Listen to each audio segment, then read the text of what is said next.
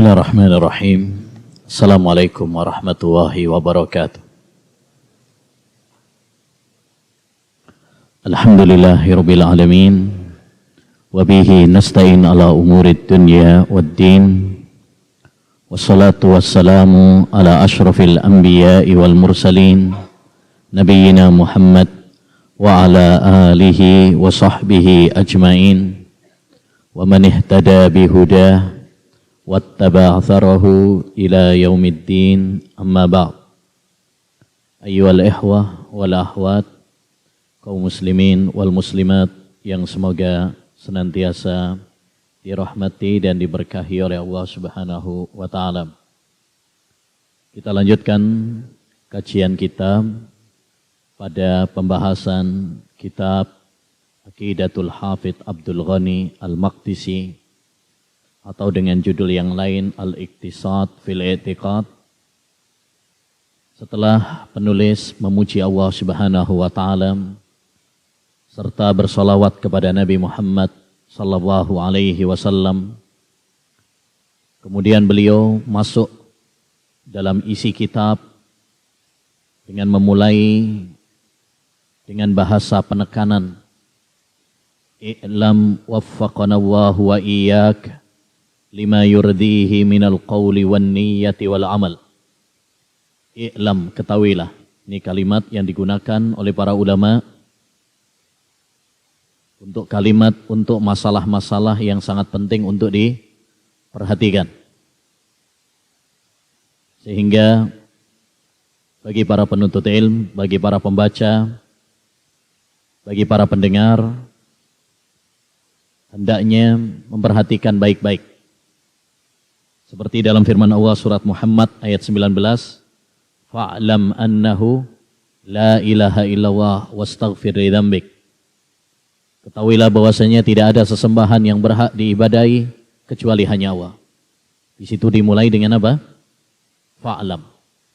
Jadi kata i'lam itu digunakan untuk penekanan bahwa masalah yang akan disampaikan adalah masalah yang penting. Lalu beliau mendoakan, waffaqana Allahu wa iyyaka lima yurdihi minal qawli wan niyyati wal amal. Semoga Allah Subhanahu wa taala memberikan taufik kepada kita dan kepada engkau untuk meraih ridha Allah Subhanahu wa taala berupa ucapan, niat yakni masalah akidah, keyakinan, wal amal, dan amal perbuatan. Ini menunjukkan bahwa meraih ridha Allah Subhanahu wa taala adalah impian dan cita-cita yang harus menjadi perlombaan bagi orang-orang yang beriman. Dan cara untuk meraih ridha Allah Subhanahu wa taala adalah mewujudkan iman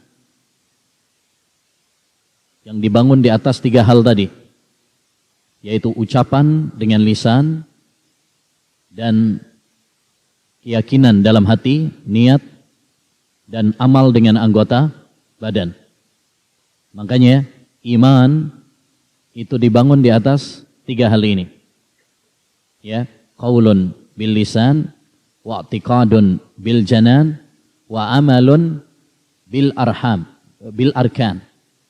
3 hal ini, ucapan dengan lisan, keyakinan dengan hati, dan amal perbuatan dengan anggota badan.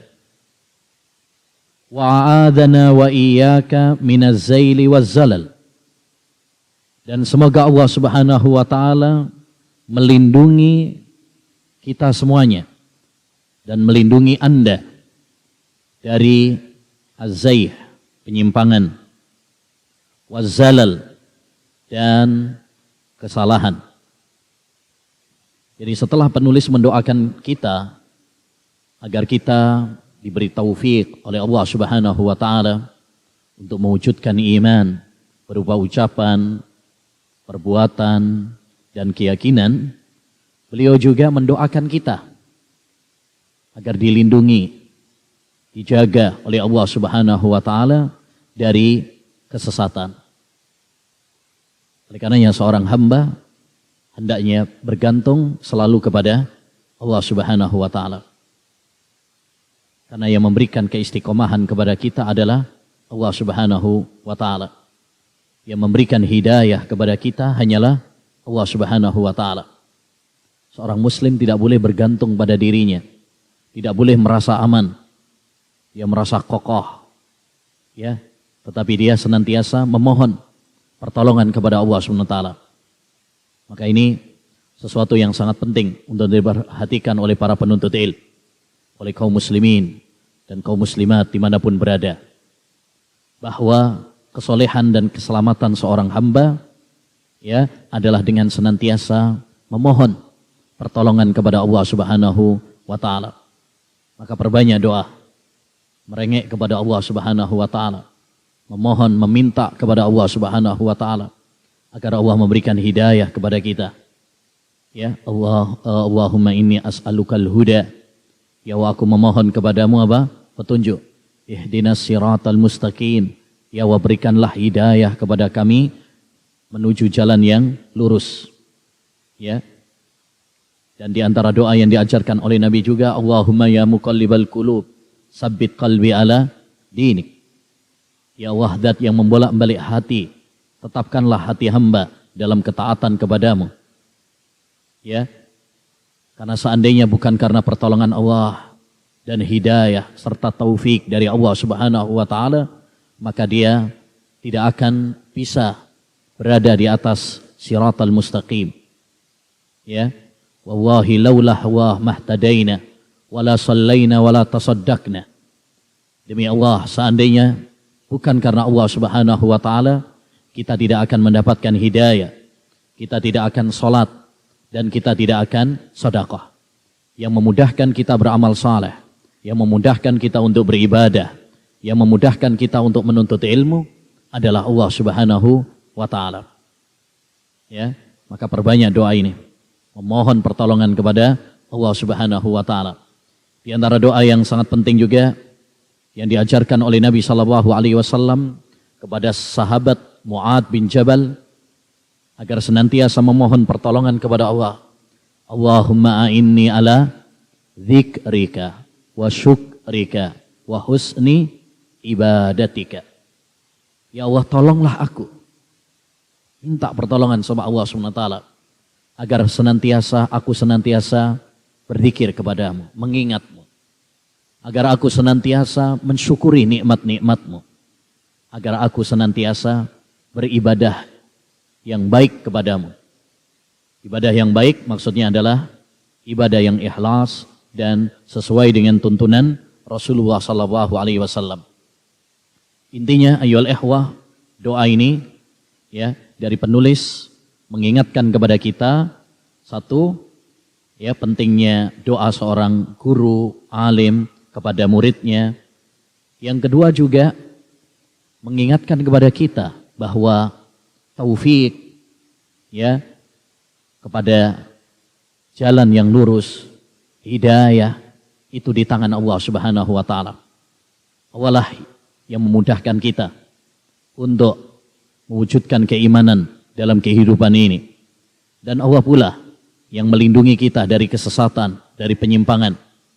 Betapa banyak orang-orang yang dahulu di atas akidah yang benar, di atas Islam, di atas sunnah, bahkan di atas manhaj salafus saleh. Kemudian di akhir hayatnya, Allah Subhanahu wa taala menggelincirkan dan menyesatkan mereka. Antum mungkin pernah dengar ada Imran bin Hittan, seorang yang dahulunya ulama ahlus sunnah wal jamaah. Kemudian menikah dengan wanita Khawarij. Lalu dia menjadi seorang tokoh Khawarij.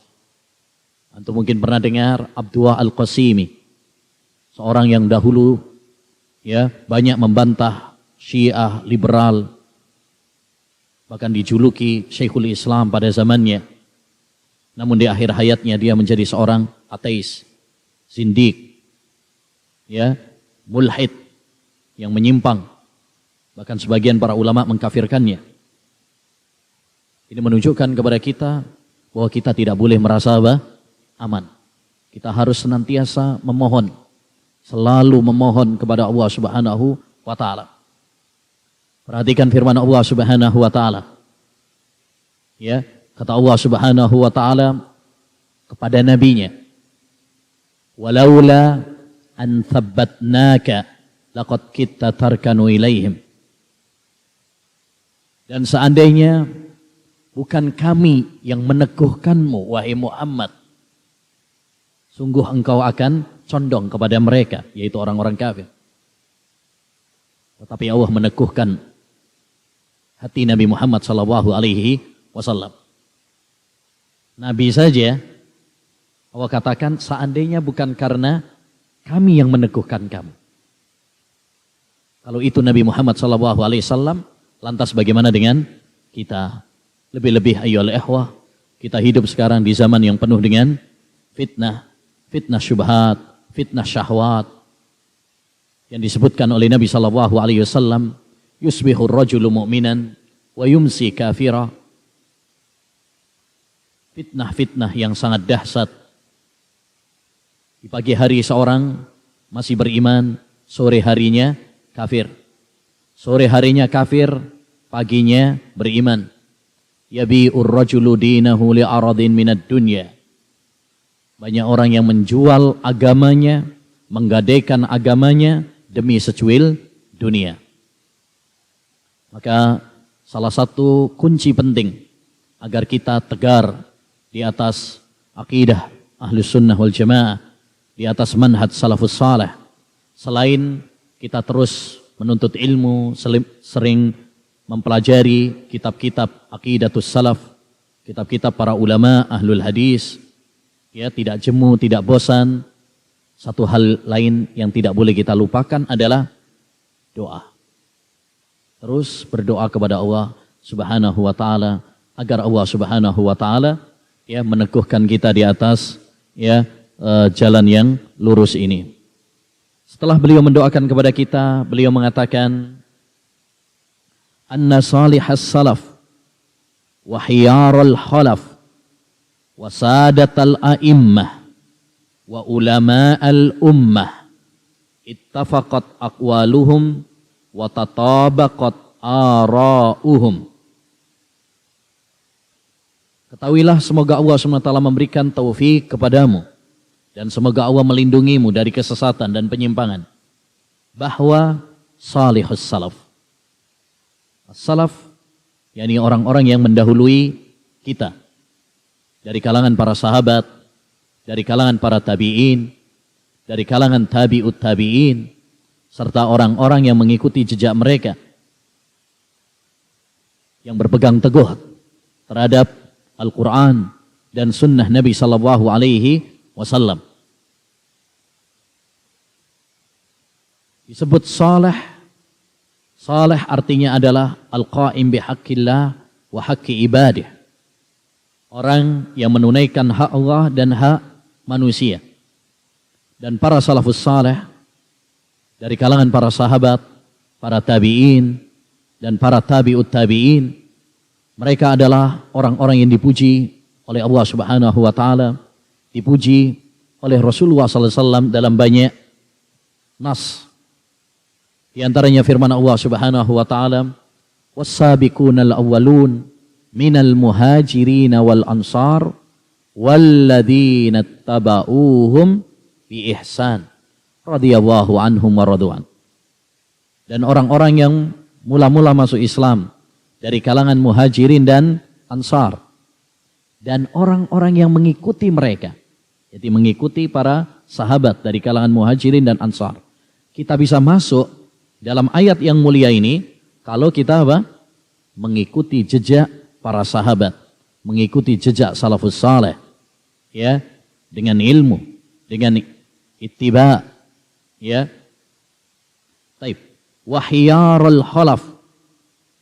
Khiyarul khalaf artinya adalah generasi belakangan pilihan. Khiyar, pilihan.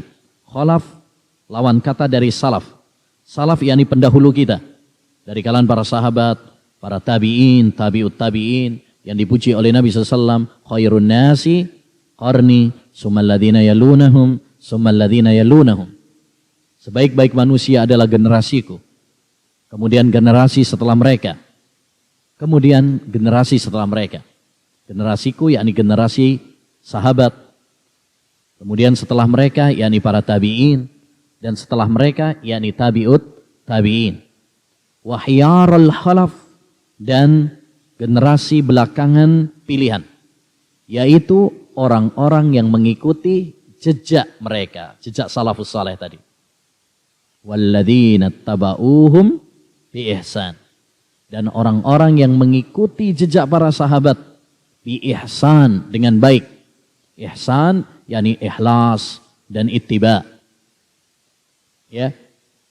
Kita bisa masuk sebagai pengikut-pengikut salaf kalau kita mengikuti jejaknya Nabi dan para sahabat. Ya, dengan ikhlas, dengan ittiba, dengan ilmu. Ya. Kita bisa masuk dalam khiyarul khalaf kalau kita mengikuti para salafus saleh. Wasadatal a'immah, dan para imam yang terkemuka, terdepan. Ini para ulama yang disebutkan oleh Nabi sallallahu alaihi wasallam, al-ulama warathatul anbiya. Para ulama adalah para pewaris Nabi.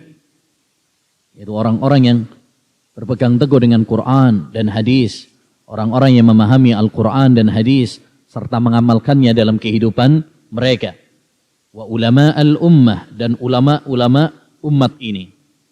Ya, ulama yakni orang-orang yang alim ya tentang Al-Quran dan sunnah Nabi sallallahu alaihi wasallam yang disebutkan oleh Allah, innama yakhshallaha min ibadihil ulama. Sesungguhnya orang-orang yang takut kepada Allah adalah orang-orang yang ulama, yaitu orang-orang yang berilmu, ilmu tentang Al-Quran dan hadis Nabi sallallahu alaihi wasallam. Setelah beliau menyebutkan bahwasanya para salaf, para khalaf, dan para imam dan para ulama, ittafaqat aqwaluhum, telah bersepakat ucapan-ucapan mereka, wa tatabaqat ara'uhum, dan pendapat mereka satu. Ya. Artinya mereka telah bersepakat. Mereka telah ijma'. Dan para ulama apabila telah bersepakat maka pasti benar. Tidak mungkin keliru. Karena Nabi SAW bersabda, la tajtami ummati ala dhalalah. Umatku tidak akan bersepakat di atas kesesatan. Bahkan Allah Subhanahu wa taala mengancam orang-orang yang menyelisihi jalannya kesepakatan para salafus saleh. Wa may yushaqiqir rasula min ba'di ma tabayyana lahul huda wa yattabi' ghayra sabilil mu'minin nuwallihi ma tawalla wa nuslihi jahannama wa sa'at masira. Dan orang-orang yang menyelisihi Rasul setelah jelas baginya petunjuk dan mengikuti bukan jalannya orang-orang yang beriman. Ya, siapa orang-orang yang beriman dalam ayat ini? Nabi dan para sahabat. Karena ketika ayat yang mulia ini turun kepada Nabi Muhammad, yang beriman siapa? Nabi dan para sahabat.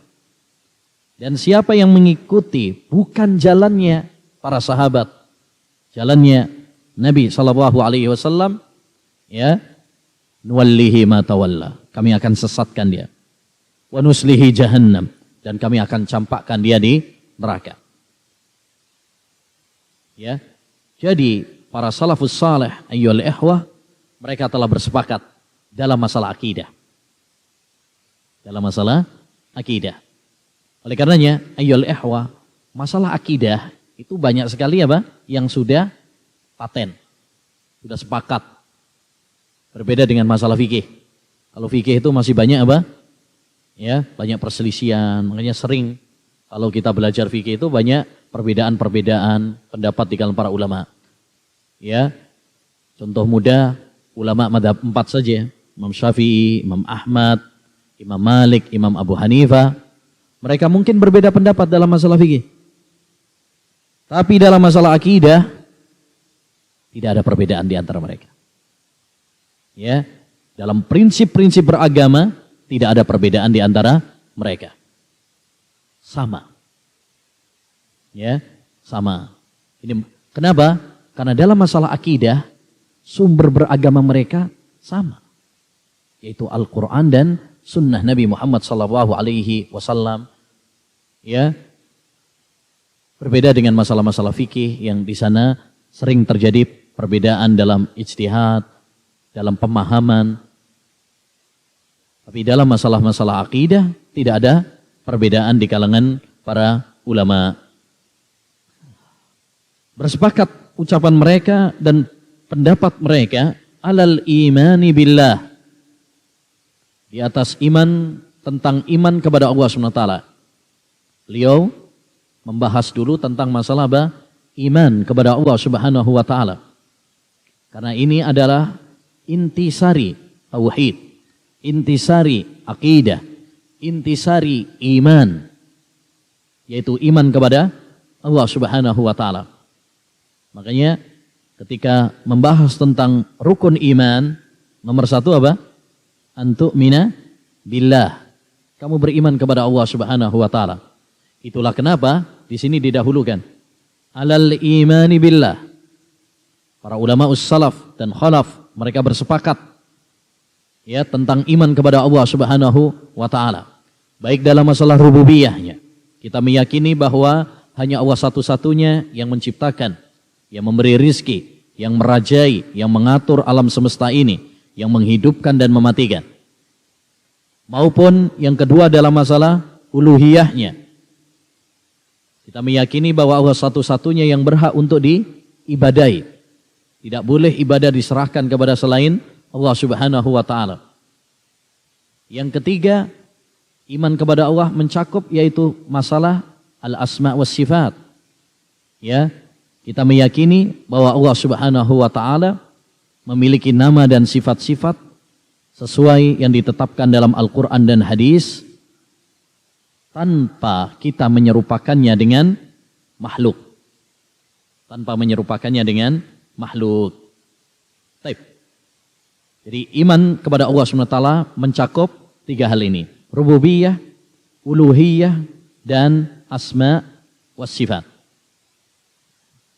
Dan buku ini banyak membahas tentang masalah akidah, al-asma was sifat.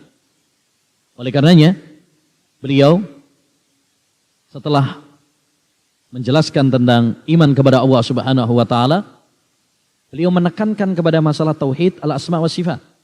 Kata beliau, wa annahu ahadun fardun samadun hayyun qayyumun sami'un basirun la syarika lahu wala wazira wala syabiha lahu wala nadhira wala idla atau adla wala mithla.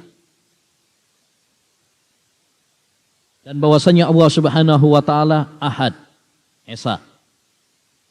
Fardun sama ya, esa juga satu. Samadun ya, yaitu zat yang semua makhluk apa? Bergantung kepadanya, butuh kepadanya. Hayyun, zat yang maha hidup. Qayyumun, ya, yang apa qayyum? Ini qaim, yang kuat. Sami'un, yang zat yang maha mendengar. Walaupun cuma bisikan-bisikan, teman kita mungkin gak dengar, Allah Subhanahu wa taala dengar. Dalam sebuah hadis, pernah suatu saat Khawlah curhat kepada Nabi SAW tentang suaminya yang mendiharnya.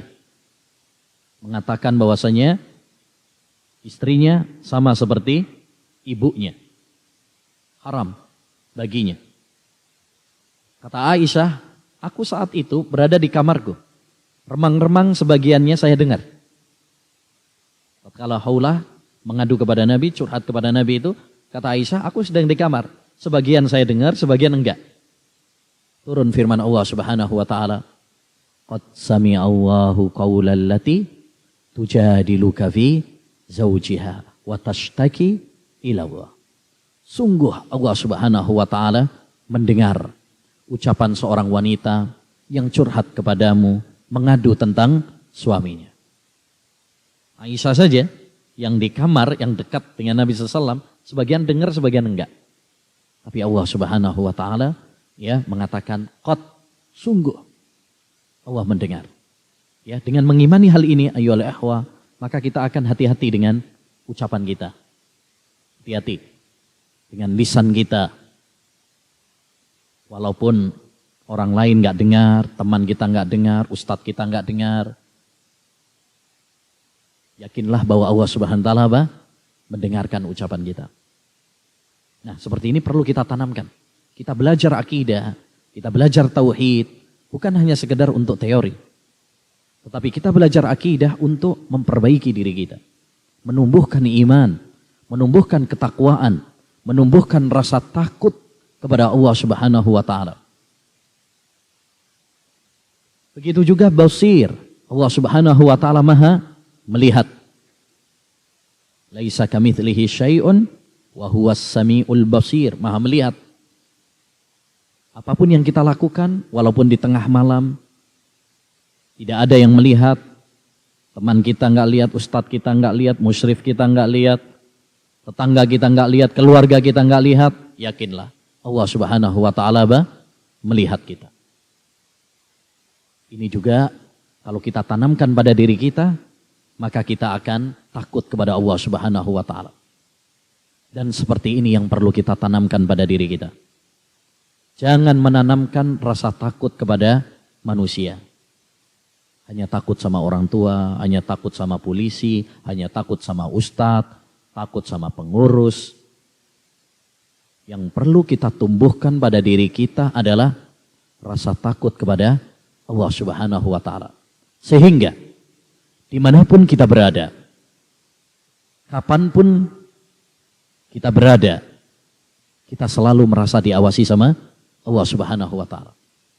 Berbeda kalau kita itu takutnya cuma sama manusia, ya, takutnya sama orang tua. Orang tua pas nggak ada, wah, merasa aman. Takutnya sama pengurus, pas pengurusnya tidur, wah, aman. Tapi kalau kita tanamkan pada diri kita takut sama Allah Subhanahu wa taala, dimanapun kita berada, baik di pondok maupun di rumah, siang ataupun malam, kita akan senantiasa takut sama Allah SWT. Itulah makna yang disampaikan oleh Nabi SAW, ittaqillaha haitsuma kunta. Bertakwalah kepada Allah, takutlah sama Allah dimanapun kamu berada, dimanapun. Ya, karena Allah Subhanahu wa taala nggak pernah tidur, Allah nggak pernah ngantuk. La ta'khudhuhu sinatu wala naum. Berbeda dengan manusia. Taib. La syarika lahu wala wazira wala syabiha lahu wala nadhir wala idla wala mithla. Itu mirip-mirip semuanya ya. Tidak ada sekutu baginya. Ya, tidak ada sekutu bagi Allah Subhanahu wa taala.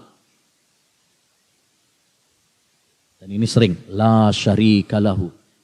Seperti dalam kalimat tauhid, talbiyah yang diucapkan oleh orang-orang yang ihram haji atau umrah. Labbaik Allahumma labbaik, labbaik la syarika lak. Tidak ada sekutu baginya. Tidak ada sekutu dalam rububiyah.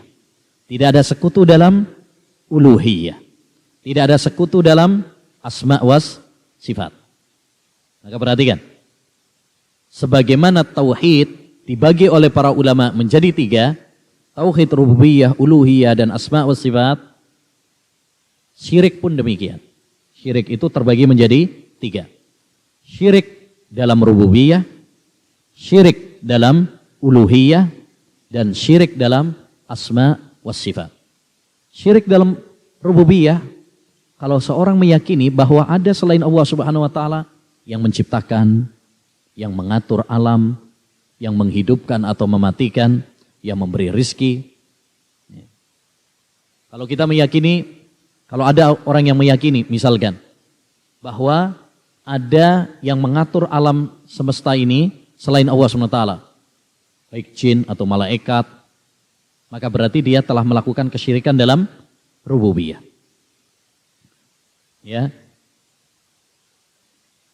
Syirik juga terjadi dalam uluhiyah. Apabila seorang menyerahkan ibadah kepada selain Allah Subhanahu wa taala. Menyembelih diperuntukkan kepada selain Allah. Berdoa kepada selain Allah. Tawakal kepada selain Allah Subhanahu wa taala.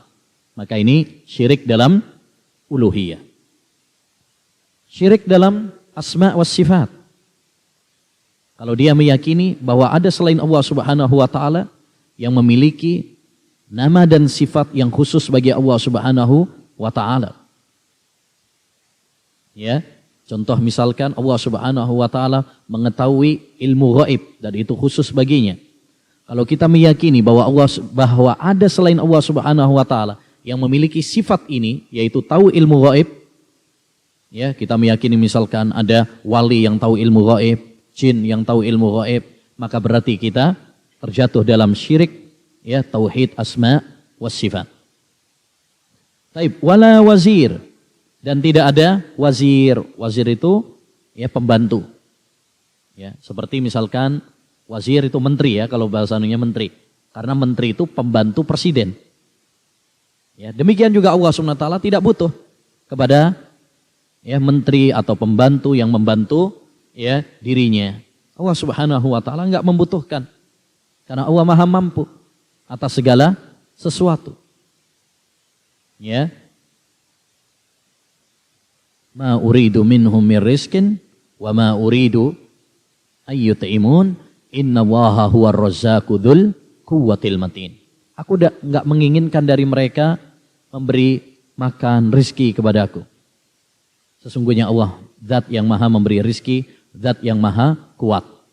Jadi Allah maha kuat, Allah pemberi rizki, gak butuh ada yang membantu Allah Subhanahu wa taala. Wala syabiha, wala nadir, wala idl. Ini semuanya mirip-mirip semuanya. Yang artinya tidak ada yang serupa dengan Allah Subhanahu wa taala. Tidak ada yang sama, sebanding dengan Allah Subhanahu wa taala.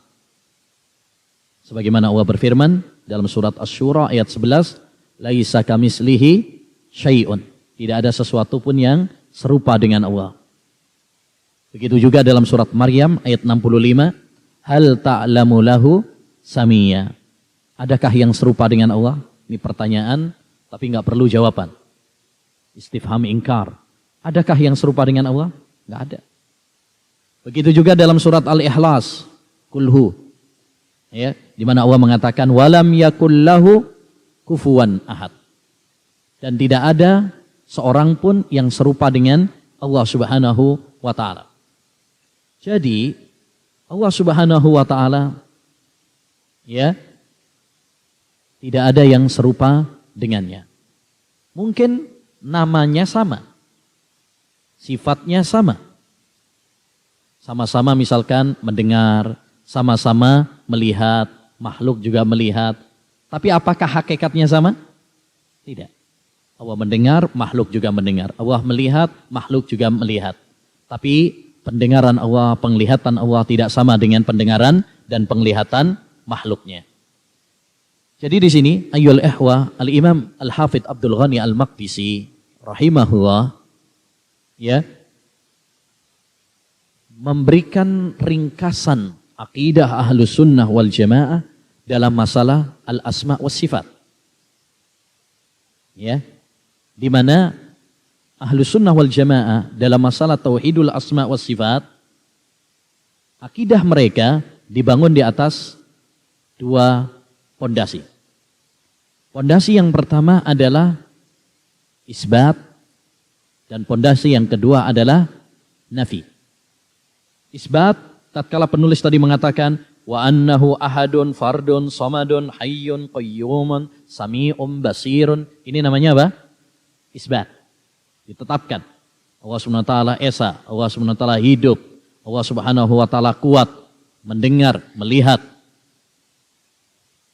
Ini pondasi yang pertama. Ya, kita tetapkan sifat-sifat tadi karena Allah menetapkannya dalam Al-Qur'an. Ahad misalkan ada dalam surat ya Al-Ikhlas, Qul huwallahu ahad. Hayyun qayyumun misalkan dalam ya ayat kursi. Sami'un basir seperti dalam surat Asy-Syura. Ya, laisa kamitslihi syai' wa huwas samiul basir. Baik. Ini yang pertama yaitu isbat. Yang kedua adalah nafi. Penafian. Yaitu kita tiadakan ada keserupaan dalam sifat-sifat Allah SWT dengan sifat-sifat makhluknya. Jadi akidah Ahlussunnah wal Jamaah dalam masalah asma wa sifat itu mudah. Enggak ribet, enggak ruwet kayak akidah ahli filsafat atau ahli bid'ah lainnya. Mudah. Tetapkan apa yang ditetapkan oleh Allah dalam Al-Quran, apa yang ditetapkan oleh Rasulullah SAW dalam hadis-hadisnya yang sahih, tapi jangan samakan, jangan serupakan dengan makhluknya. Beres. Andaikan kita ya mengikuti metode ini, manhaj ini dalam asma wa sifat, maka kita akan apa? Selamat. Wa annahu azza wa jalla mausufun bisifatihil qadimah. Dan bahwasanya Allah Subhanahu wa taala disifati dengan sifat-sifatnya al-qadimah yang awal. Artinya tidak ada sebelumnya. Ya, wal awwal wal akhir. Atau dalam doa yang lain Rasulullah mengatakan Allahumma antal awwal falaisa qablaka syai'. Ya Allah, engkau adalah yang pertama, tidak ada sebelummu sesuatu pun. Insyaallah taala kita akan lanjutkan pada pertemuan berikutnya.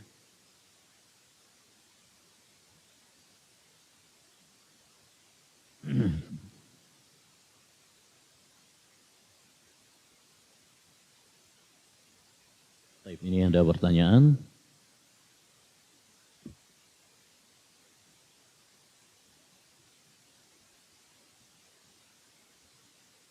Apakah boleh mengambil hadiah kemenangan? Ini dari yang pertanyaan yang sesuai tema dulu.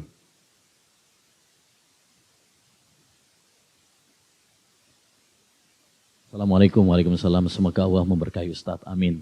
Sekeluarga. Afwan sebelumnya. Apa sikap kita ketika doa tak kunjung dikabulkan? Apakah ada tips supaya dikabulkan? Jazakumullah khair. Ini ada kaitannya ya. Kan berkaitan dengan doa. Penulis tadi kan mendoakan. I'lam waffaqanallahu wa iyyak. Baik. Apa sikap kita ketika doa tak kunjung dikabulkan? Pertama, antum harus yakin bahwa ketika antum doa itu sudah ibadah. Ad-du'a'u huwal ibadah. Baik dikabulkan maupun nggak dikabulkan, sekedar antum doa saja itu sudah dapat pahala. Itu dulu. Jadi jangan prioritas antum minta dikabulkan. Ya, atau minta atau pasti dikabulkan, jangan. Yang paling penting antum berdoa. Karena itu aja sudah ibadah kepada Allah Subhanahu wa taala. Ya. Nah, tentu kita semuanya berharap berdoa, tapi maksud saya jangan kita maksa Allah Subhanahu wa taala. Kita minta sama Allah Subhanahu wa taala, kita berharap agar doa kita dikabulkan. Tapi jangan maksa sama Allah Subhanahu wa taala. Kenapa? Karena Allah tahu yang terbaik bagi kita. Terkadang kita berharap doa kita terkabulkan, tapi Allah Subhanahu wa taala tahu bahwa enggak dikabulkan itu justru lebih baik bagi kita. Wa asa an takrahu syai'an wa huwa khairul lakum. Wa asa an tuhibbu syai'an wa huwa syarrul lakum. Wallahu ya'lamu wa antum la ta'lamun. Bisa jadi kalian mencintai sesuatu padahal itu buruk bagi kalian. Kadang kita, ya Allah jadikan aku ya, orang kaya misalkan. Belum tentu kekayaan lebih baik bagi antum. Bisa jadi nanti kalau dikabulkan jadi orang kaya, malah apa? Lupa ibadah, jauh dari Allah Subhanahu wa taala. Ya kan? Nah. Untuk misalkan, ya Allah dia berdoa misalkan supaya akhwat yang diincarnya jadi istrinya, misalkan. Ya. Bisa jadi kalau dia nanti dikabulkan jadi istrinya, antum malah nggak cocok sama dia. Malah menjauhkan antum dari Allah Subhanahu wa taala. Makanya ya yang paling penting adalah pertama kita berdoa. Dan yakini itu sekedar berdoa saja itu sudah ibadah. Yang kedua, tentu kita berharap agar kita dikabulkan oleh Allah Subhanahu wa taala, ya, tapi jangan maksa sama Allah Subhanahu wa taala. Serahkan ya apa yang terbaik kepada Allah Subhanahu wa taala karena Allah Maha tahu apa yang tidak kita ketahui. Husnudzanlah kepada Allah. Berbaik sangkalah kepada Allah Subhanahu wa taala. Yakinlah bahwa Allah Subhanahu wa taala akan memilihkan yang terbaik bagi kita.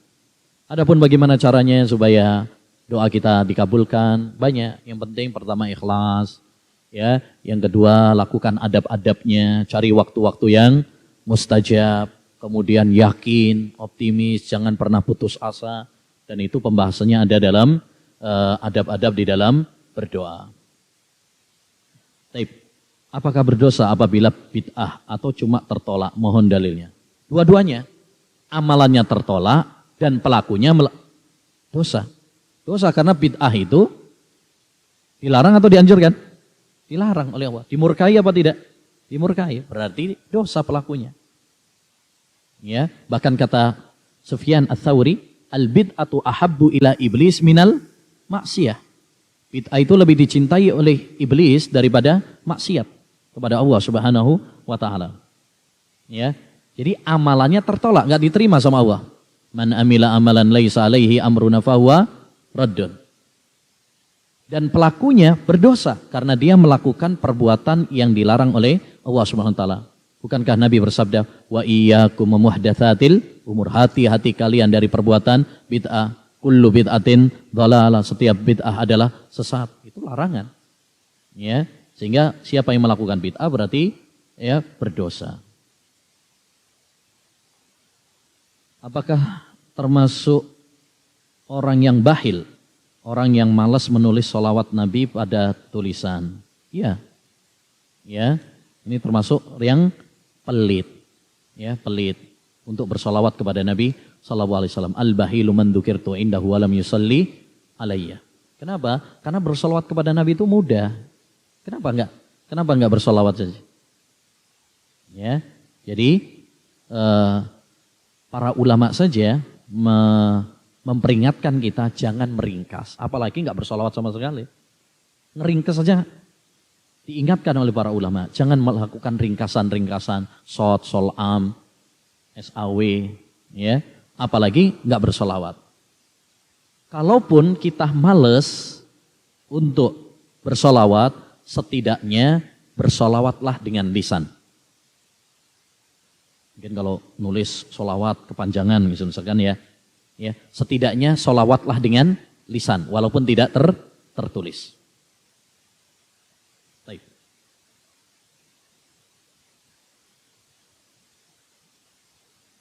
Ustaz, bagaimana menurut antum tentang Arab Saudi yang mana akhir-akhir ini sudah mulai mengikuti liberalisme kebarat-baratan? Kita mikirin sini aja dulu, jauh amat mikirin Arab Saudi ya. Nah, alhamdulillah di sana sudah ada siapa? Para ulama yang mikirin ya, nah, yang menasehatin. Kita mikirin di sini aja. Ya, mikirin Indonesia aja udah pusing. Nah, kalau mikirin Arab Saudi terlalu apa? Jauh. Alhamdulillah di sana banyak para ulama rahimahumullah taala yang mereka lebih tahu, lebih alim tentang apa yang terbaik dan apa yang mereka bisa lakukan. Ya betul, kata Nabi SAW, la ya'ti zamanun illa walladzi ba'dahu syarrun min. Tidak akan datang suatu zaman kecuali ya yang setelahnya itu lebih jelek dari sebelumnya. Tapi insya Allah kita optimis bahwasanya kebaikan tetap ada, para ulama ada, para penuntut ilmu ada. Ya walaupun memang ya Saudi bukan sempurna 100%. Ya, tapi seperti tadi saya bilang, mendingan kita fokus apa yang ada pada kita. Ya, nah, ngurusi negara lain terlalu jauh jangkauannya, ya. Nah, untuk fokus pada diri antum, keluarga kita, masyarakat kita, itu aja sudah apa? Ya, udah, masya Allah gitu ya, kalau bisa kita lakukan. Nah, alhamdulillah di sana sudah banyak para ulama-ulama, ya, ahlus sunnah, ya, yang jauh lebih banyak daripada di kita. Ini tadi ya.